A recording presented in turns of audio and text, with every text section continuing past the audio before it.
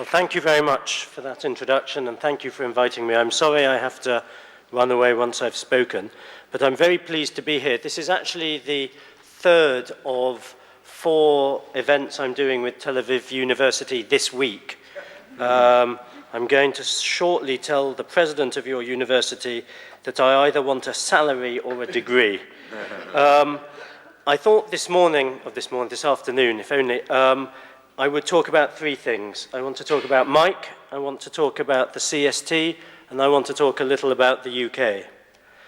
First of all, about Mike, because I think this afternoon is rightly in his honour and is a very well-deserved programme, as it is an extremely well-deserved award from Her Majesty the Queen.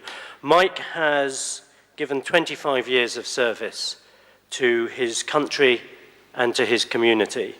He is one of, if not the experts on anti-Semitism in the UK. He is, importantly, from my perspective, as somebody who comes from the British government, not just an academic expert, not just coming up with statistics and theories, but he has developed the practical expertise that has helped turn the British institutions that deal with anti-Semitism into some of the best practice that's held up across the world as how to deal with anti-Semitism.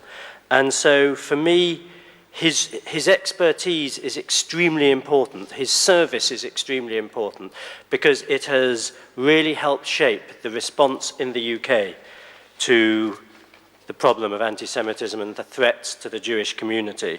So I was delighted when Her Majesty the Queen saw fit to award Mike with the MBE. I think it's incredibly well deserved, and I think it reflects well on him, on his organisation, and on the community. Now let me come on to his organisation. The CST is a major part of the landscape of the British Jewish community. It is indispensable, and much though we all wish that it wasn't necessary, it still is. The events, the tragic and horrifying events across the Channel in Toulouse was a reminder that the threats to Jewish communities are real and that there is a responsibility on the communities themselves, on the community leadership, on the police and on governments to be aware of those threats and to deal with those threats. And CST is a really critical part of that picture. And it's become influential and it's become extremely effective by being seen as a respected voice, not just within the community, but by the British police and the British government as well. And Mike's role in achieving that has been absolutely essential. The ability of CST to stand as an authoritative, reliable, balanced voice on these issues for people from all sides, for me as ambassador, for police chiefs, for rabbis and community leadership is absolutely critical and has done a great deal to ensure that the community responds to the threats that you're going to be talking about in the way that it's been able to.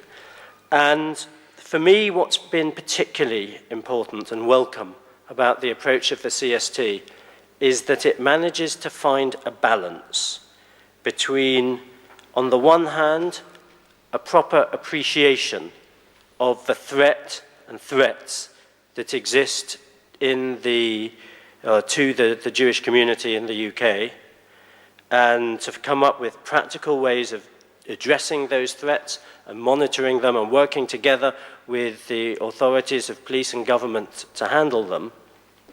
So on the one hand, not downplaying the threats, dealing with them properly, but on the other hand, not overstating it either, not being hysterical, keeping it in its proper perspective. Which brings me on to the last thing I wanted to say, which is about the UK. Now, it is undoubtedly the case that there is a problem in the UK, as there is in a very good number of countries. There are still too many incidents. There are still too many violent incidents. There are still too many examples of anti-Semitism in places where there really should not be. And if not anti-Semitism, then at times anti-Israeli activity to a degree where it goes beyond legitimate debate and into intimidation and coercion. So I'm absolutely not going to stand in front of you as the representative of the UK and Israel and say there is no problem.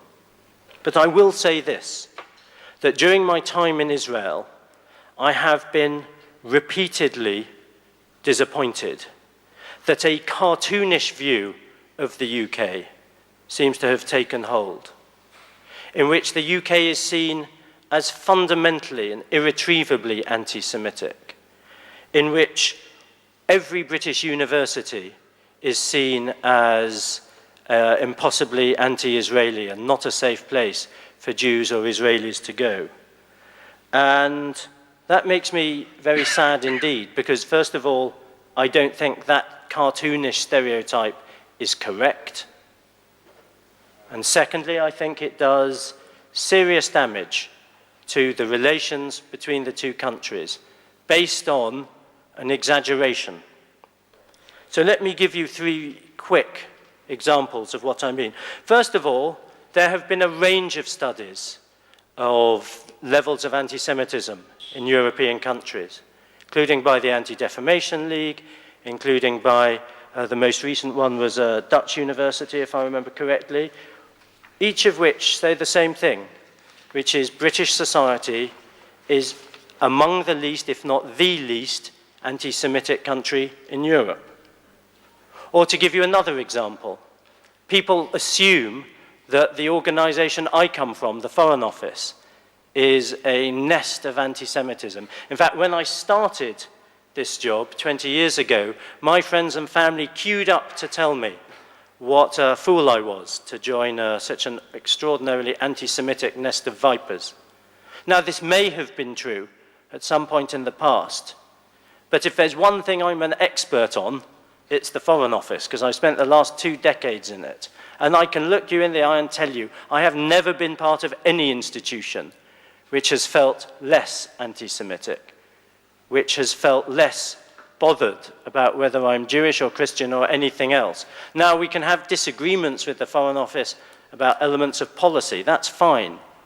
But the idea that it's a fundamentally anti-Semitic institution, I just don't think it's true. Or to take British universities.